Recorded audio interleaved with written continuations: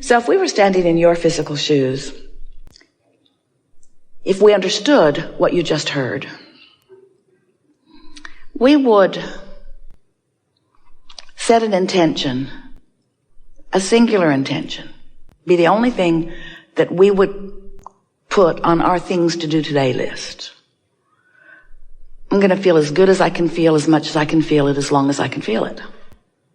Which means we would not be facing a lot of the reality. We wouldn't watch cable news because there's nothing there that resonates with who you are and what you really want. Oh, it's informative, reaches all around the world, and a lot of people feel that they need to be informed of what they do not want in order to protect themselves from it. And we acknowledge that it is helpful to know what you don't want so that you can know what you do want. But you get way carried away with the knowing what you don't want part of the equation. So we try to simplify it for you by saying, you were source energy before you came into this physical body, and a part of you came into this physical body, and this part of you came in. We're talking fast because we know you've heard it many times. Part of you comes in that physical body, and you explore the contrast, and you know what you don't want, you know what you do want, and you send off rockets of desire. And every time you send off a rocket of desire, that rocket of desire becomes a permanent resident of your vortex of creation. And the source within you becomes vibrationally aligned with that new leading edge desire that you have ferreted out from the contrast that you have so decidedly chosen to live when you made the decision to come into this physical body. So you've launched a rocket of desire, but you've done more than that. From your physical format, you have caused the larger part of you to expand, and the larger part of you, that inner being part of you that was you before you were you in your physical body, that still is you even though you are in this physical body, this non-physical counterpart, this inner being, this source part of you has evolved because of what you've just lived. And as that part of you has evolved because of what you've just lived, now you have a choice of whether to keep up with that evolution or not. And that's what your emotions are. The better you keep up with the expansion that you have carved out of this life experience, the better you feel. But if you launch rockets of expansion and the source within you becomes the equivalent of that expansion that you've asked for, and you stay focused upon the problem that caused you to launch the rocket, then there's a vibrational gap between you and you that you feel in the form of emotion. But that's okay, because that's step one. You knew that that was essential. You knew that it was necessary to know what you don't want in order to know what you do want. And you also knew that it was logical for you to be more of a vibrational match to what is than to what is coming next, because what is has a lot of your attention. Have you noticed? Because you can see what is, and you can hear what is, and you can smell what is, and you can taste what is, and you can feel what is. It's so real. It's why you want to call it reality. This is real. We say, yes, but it's temporary, and it's the bouncing off place from where you are. So if you sift through the real reality of what you are living, and you look for the best parts of it, and you hold the best parts of it as your object of attention, so that the vibration that you are offering chronically is about that, then your point of attraction allows you to receive more and more and more and more and more of those things that you have been asking for. So for a while, we've been telling you about step 1, step 2, step 3. Step 1 is you sift through contrast and you ask.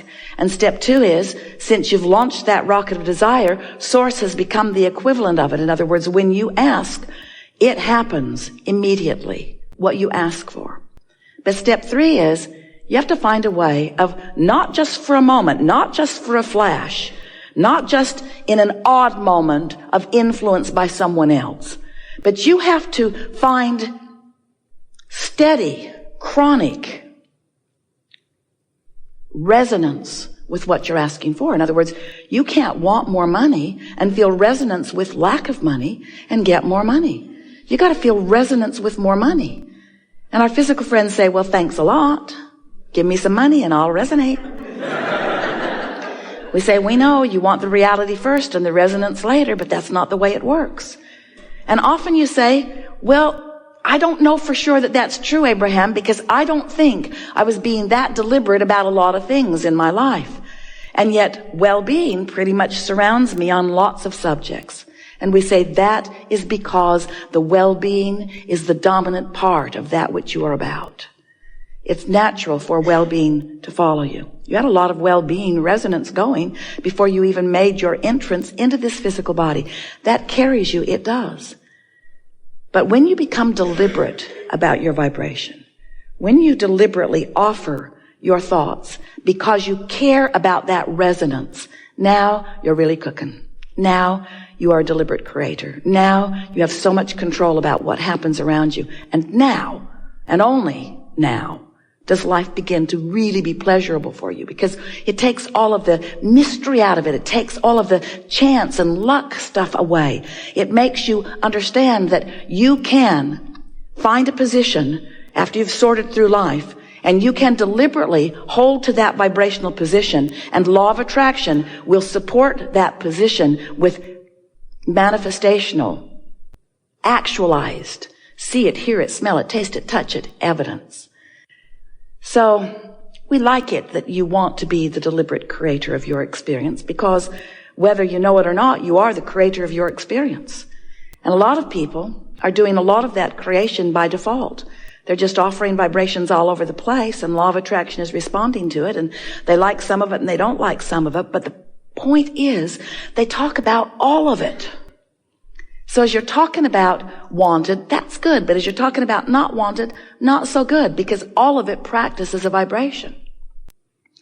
And sometimes, without even meaning to, you practice a vibration that causes that step 3 part, that allowing part, not to happen. Oh, you want it. You want it so much. You want it so much, and Source has delivered it so fully, but you're not seeing it. You're not realizing it. It's not evidential to you yet because you're vibrationally off signal. Esther and those back at the office in San Antonio had a really wonderful experience in the last couple of months, because there's a beautiful water feature there. It's man-made. The well pumps the water up to the headwaters, and then it flows down a beautiful stream with some falls and trickles into a big pond down at the bottom. And there's a filter that filters it and keeps the water clear and keeps the fish in the pond happy. But it wasn't filtering, and the pond was not clear, and the fish weren't happy. Something was wrong. And so the pool people came out, and they just assumed that there was something wrong with the filter, so they put a bigger, stronger one in, but it just worked harder and harder, and the pond was still not clearing.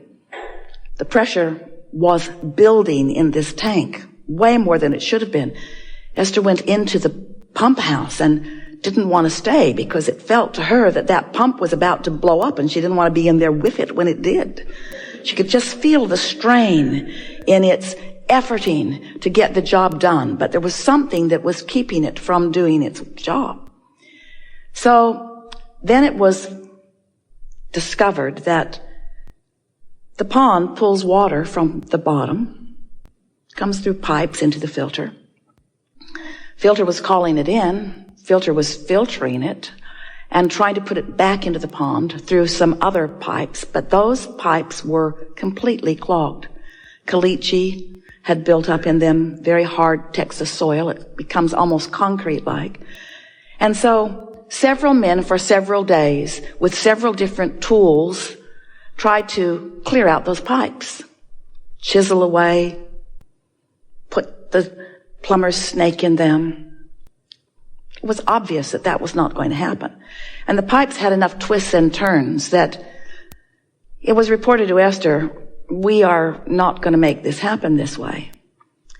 And so the idea seemed obvious. Well, we're going to need some more pipes putting the water back into the pond.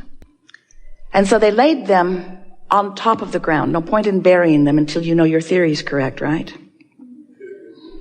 So they put the pipes on top of the ground, and now, the pressure tank is happy. The filter. Oh, what a sigh of relief it breathes as the water is now flowing back easily into the pond. Seems very simple, doesn't it? Water out, clean it up, put it back. Step 1, step 2, step 3. And so we are suggesting to you that you give up on trying to clean out your pipes. Because there's a lot of gunk in there. And a lot of it's been there for a long time, and it's hardened. It's become immovable. But you could lay some new pipes. You could lay new plumbing. You could put new inlets. You could much more easily just establish some new ideas about some new things. And you'll discover on those new ideas that when you ask, it is given.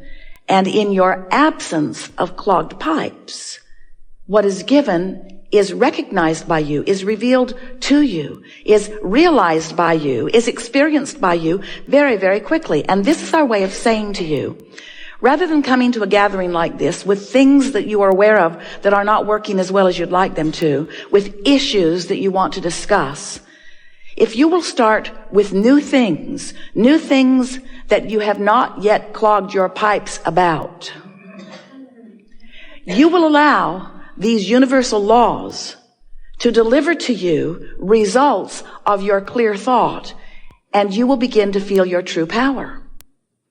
That's the only way that we know that our human friends, we love you so much, can begin to know their worthiness.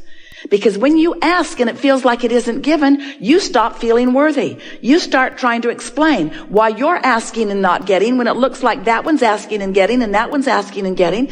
And then you make up the most ridiculous explanations of why you're asking and not getting. I was bad in a past life.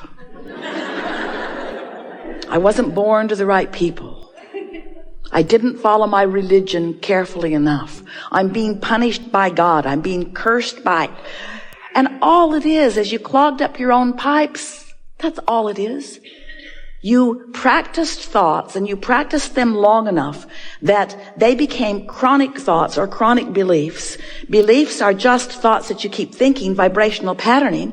So when you say, I want that, you also say, but it's not likely. I want that, but it won't come. I want that, but I've never had it. I want that, but I hardly know anybody that has it. I want that, but the government's in the way. I want that, but my mate's in the way. I want that, but my kids are in the way. I want that, but I don't know what to do. I want that, but I'm lost. I want that, but I'm tired. I want that.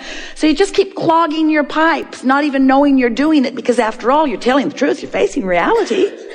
But it's true. But it's true, Esther would say to us. Abraham, but it's true. And we would say to her again and again, we know there are a lot of things that are true.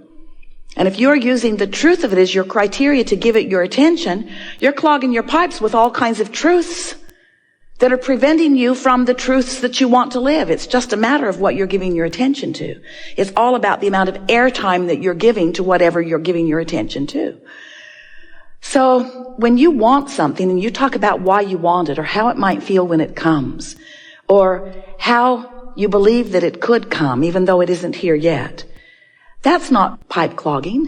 That's laying new avenues for what you want to flow to you. But when you explain why you think things aren't working out for you, every word you speak puts a little more caliche in your pipe. And we don't care where you live. Puts a little bit more of that obstacle in your way. So we like that analogy. Like all analogies, there is no perfect analogy. But we want you to realize that you are the creator of your own reality and that you get to choose what you are giving your attention to. And the more choices you make that feel good when you make them, the clearer your flow. And the more easy it is for you to be in the vibrational place to feel the inspiration so that what you want can begin to flow into your experience. You know how it works?